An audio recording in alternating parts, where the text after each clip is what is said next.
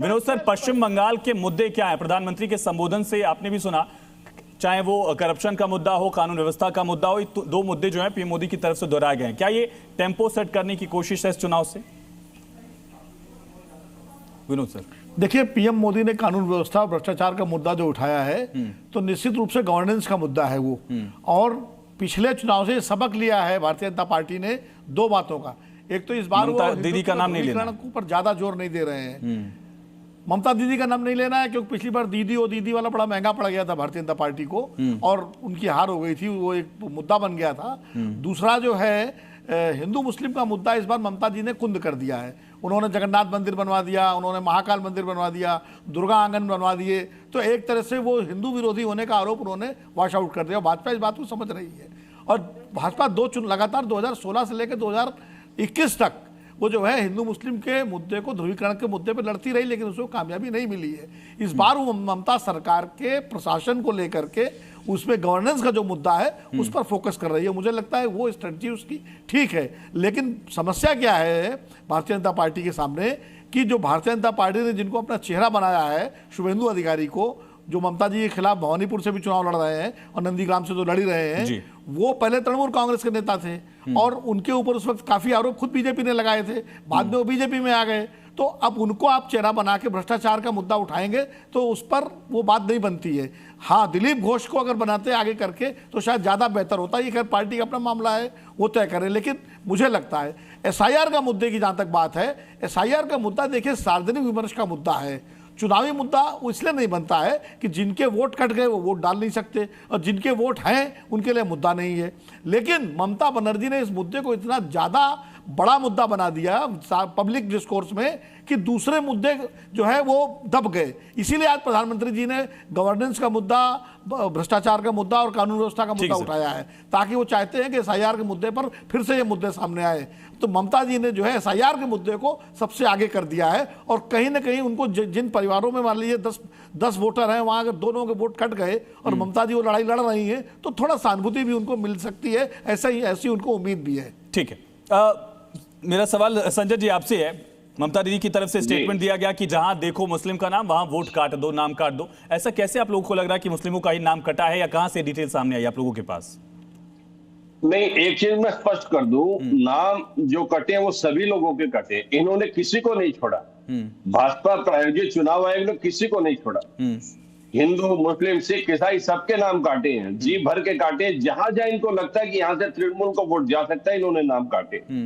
मुस्लिम area में काफी सीटों पर अनगिनत नाम इन्होंने काट दिए और दूसरी जगहों पे भी जहां मुस्लिम है उनके नाम काटे। तो ये दीदी ने ये स्टेटमेंट कर दिया फिर कि मुस्लिम वोट काटे जा रहे हैं।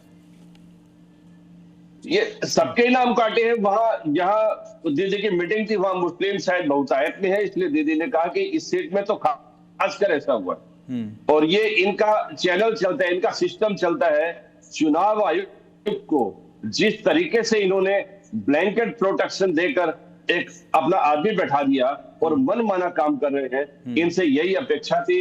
और यदि सुप्रीम कोर्ट यदि बीच में नहीं आता, हालात बहुत गंभीर हो सकते थे। सुप्रीम कोर्ट ने बीच में आकर काफी सारी हमारी बातें सुनी।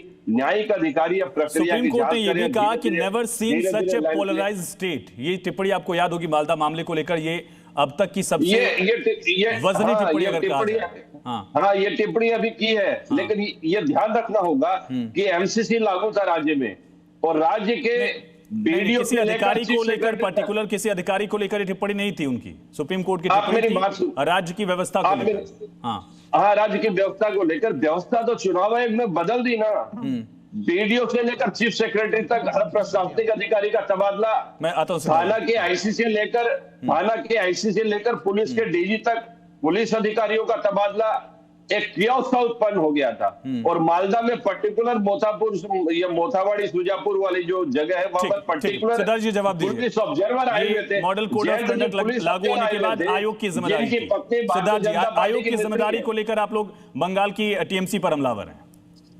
देखिए, मुझे लगता है कि या तो टीएमसी ये कहना चाहती है कि उनकी सुप्रीम कोर्ट से ज्यादा अंडरस्टैंडिंग है, क्योंकि सुप्रीम कोर्ट ने अपनी टिप्पणी में इलेक्शन कमीशन को नहीं कहा, उन्होंने राज्य की सरकार को ही कहा।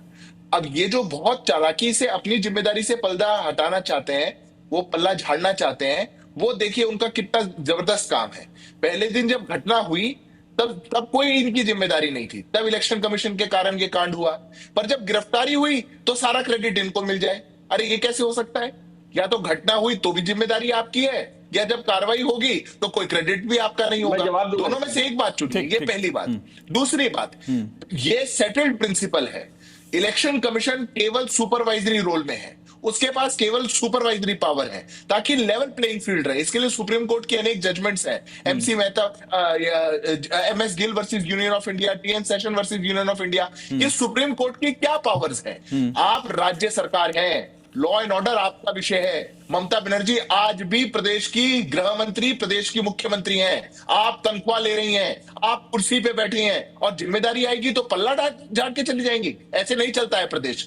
आपने लगातार एक सुनियोजित तरीके से पश्चिम बंगाल को इस प्रकार की हिंसा की घटनाओं में धकेल दिया। उससे पहले जब संदेश खाली हुआ, मुर्शिदाबाद हुआ, तब किसकी जिम्मेदारी थी? जब सीबीआई की टीम पर हमला हुआ तब किसकी जिम्मेदारी थी? जब हमारे नेताओं पर, नड्डा जी के कॉन्वॉय पर हमला हुआ तब किसकी जिम्मेदारी थी? पर आपने स्थिति ऐसी बना दी कि पश्चिम बंगाल में अब हिंसा नॉर्मल हो चुकी है। ममता और वायलेंस ये प्राय हो चुके हैं एक दूसरे के। ये जो तुष्टीकरण की राजनीति है, आज मैं आयुष जी बड़ी जिम्मेदारी के साथ कहता हूं, पश्चिम बंगाल को जो चुनना है, पश्चिम बंगाल की जो लड़ाई है, ये बंगाली वर्सेस बंगाली की लड़ाई है। ये ममता बनर्जी बाहर से आए हुए घुसपैठियों का साथ दे करके पश्चिम बंगाल को गर्त में धकेलना चाहती हैं। और जो कम्युनिस्ट हमारे विवेक जी, हमारे मित्र बैठे हुए हैं यहाँ पर, अरे एक शब्द तो इनके खिलाफ बोल लीजिए। ये मत भूलिए कि चुनाव इनके खिलाफ लड़ रहे हैं आप। ये भूल गए हैं, इसीलिए अब आप फ्रांस और ईरान में बचे हैं। आपके हिसाब से देश में नहीं बचे हैं। मैं तो विवेक जी में आता हूं। रोहन जी, मेरा सवाल आपसे, क्या कानून व्यवस्था का मुद्दा पश्चिम बंगाल का सबसे बड़ा मुद्दा कांग्रेस के लिए भी है? क्योंकि अधीर रंजन चौधरी के ऊपर भी हमला हुआ, इस तरह का आरोप उन्होंने खुद ही लगाया। रोहन जी, ये आरोप नहीं है, ये आपके सामने विजुअल्स है सर। ये कोई आरोप नहीं है। ये बीजेपी के आने से बहुत पहले 2016 साल से ये लड़ाई कांग्रेस ही लड़ रहे थे। मेरे मीडिया दोस्तों, आपके दिल्ली वाले सब सोचते हैं कांग्रेस, क्योंकि इंडिया अलायंस जब होता है दिल्ली में, तब ममता जी आके सोनिया जी और राहुल जी के बगल में बैठ जाते हैं, तो तकलीफ शायद होता ही है, तो ठीक है। बट बंगाल में सर, आप विवेक जी हैं हमारे साथ, 2016 में या 2021 में हम लोग तृणमूल के खिलाफ हम लोग ही लड़ाई लड़ रहे थे, इसमें कोई दोहरा ही नहीं है। हम लोग कभी तृणमूल के साथ थे ही नहीं। हम लोग तो आज भी तृणमूल के खिलाफ 294 सीट में लड़ रहे हैं सर। आप लोग मुद्दे बना देते हो कि बीजेपी के, कि पोलराइजेशन आ जाते हैं। जब वकाफ का लेके हमला हुआ तो उस दिन फ्राइडे को नमाज के बाद, तब भी तो बंगाल एडमिनिस्ट्रेशन तृणमूल के हाथ में था, तो वो लॉ एंड ऑर्डर सिचुएशन था। उस दिन भी मुर्शिदाबाद में तृणमूल ने ब्लेम कर दिया कि कांग्रेस मुर्शिदाबाद में फिर जग गया है। मालदा वाला एपिसोड के बाद भी बोल दिया गया है कि ये जो एपिसोड हुआ था ये कांग्रेस ने कराया है।